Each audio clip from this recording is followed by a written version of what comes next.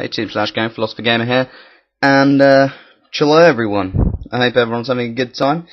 I'm going to talk today about Zen philosophy. I chose Euphoria, which you can see on the screen, as the footage, just because, hey, you know, it's kind of mystical and Zen and interesting. Well, vaguely interesting at least, and yeah, so I chose it just because, why not, you know, it's got flowers and petals and trees and stuff, and it's just, you know, puts you at one with nature, which is kind of what Zen's all about, I suppose. I mean, you see me from the get-go, just, you know, throwing some seeds around, just having some fun with them, just letting it all go down. So, I talk about Zen philosophy and my opinion on Zen philosophy.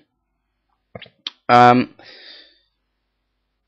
think it's an interesting philosophy. I'd say, as I said in my short little channel update earlier, Zen philosophy is very much a personal philosophy. It's much about making yourself better, as it were, making yourself at one, or whatever. While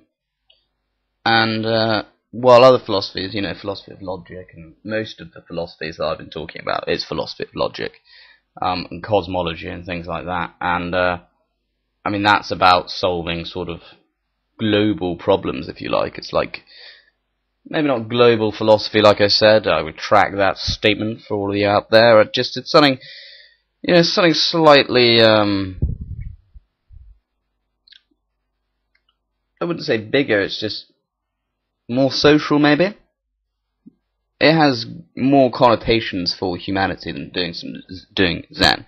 So Zen philosophy, really quick run over, because I'm going to assume that most of you guys know what Zen philosophy is. I mean, if you don't, you can read up on things, and there are plenty of websites, books that'll tell you about it a hell of a lot better than I can.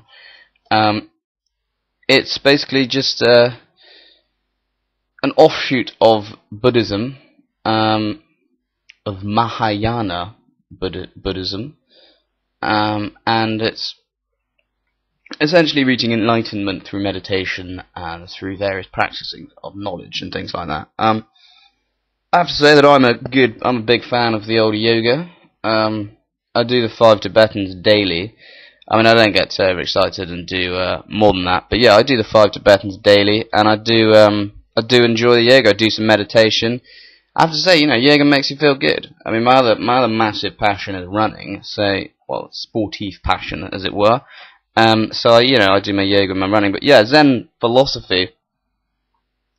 Is Euphoria a Zen game? Yeah, I guess it kind of is a Zen sort of game. It's, you know, the little seedlings trying to achieve unity with the Dyson tree, is it called? Yeah, the Dyson trees. They try and achieve some unity with it and create more little seedlings to fly away and conquer the world.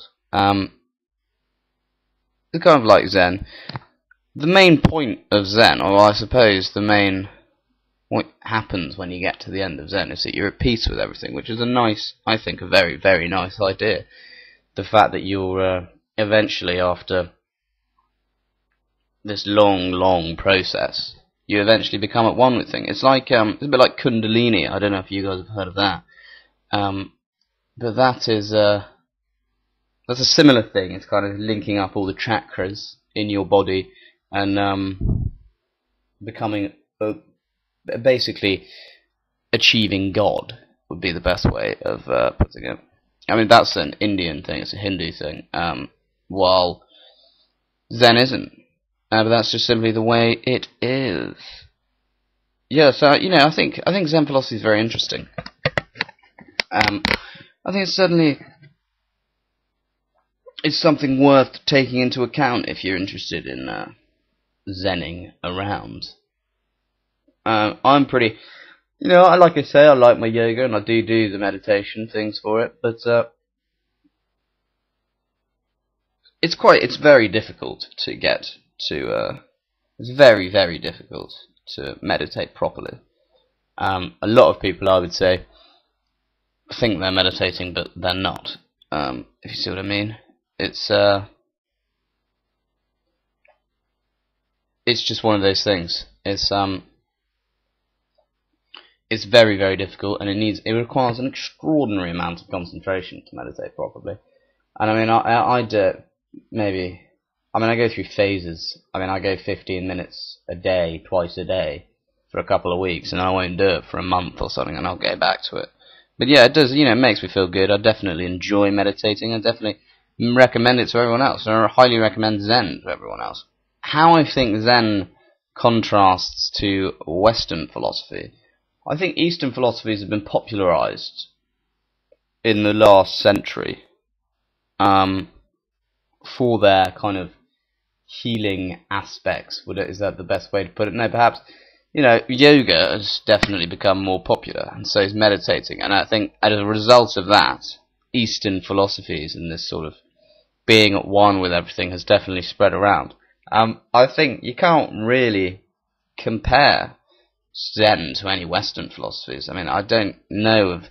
I mean, please, someone, if I'm wrong, correct me. I don't know if there are any Western philosophies that address issues of making you more at peace with the world. As far as I know, pretty much all Western philosophy is focused on discovery, whereas Zen philosophy is focused on, I won't say not focused on discovery, but it's focused on personal discovery, perhaps.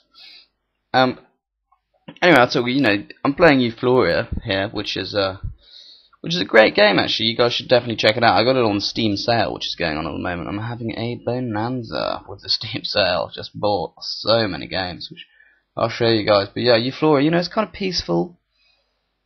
It's relaxing. It's pretty basic stuff, but it's always...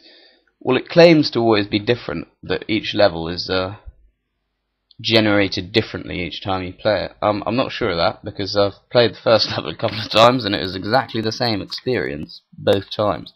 Not that that's a bad thing. It's a little bit like Flower, Euphoria. I don't know if you guys have played Flower. Flower I really enjoyed. I wouldn't go as far as to call it visual poetry, as they described it. But yeah, I mean, it could be visual poetry. Yeah, Euphoria, it's fun, and you can see the little things. I guess they go into the heart of it and create another Dyson tree, and they get recycled back into the world. And it is very much a kind of a Zen thing, this whole unity. And I guess the petals, not the petals, the seedlings rather, are like a type of unity. They are essentially they've essentially created this. A seedling goes into the earth, creates a Dyson tree, and out come several other seedlings. It's like this kind of unity. And that's actually going to lead me on to my next commentary, which is about synthesis and the problem of evil. If you want me to do more on the Zen philosophy, just let me know and I will, but I'll just briefly touch on synthesis now if I've got time, which I think I do. This idea of synthesizing with the world. So let's imagine that when you die, you begin to synthesize, as it were. Everyone goes into this greater state of synthesis with God, or if you don't believe in God, just with the universe as a whole. And yeah, well, I'll touch more on that next time. I'm sorry again for the lack of commentary, guys, but I hope you enjoy this one. Give me some feedback, comment, rate up, rate down, whatever. And yeah, I guess I'll leave you with it. Peace out, my face.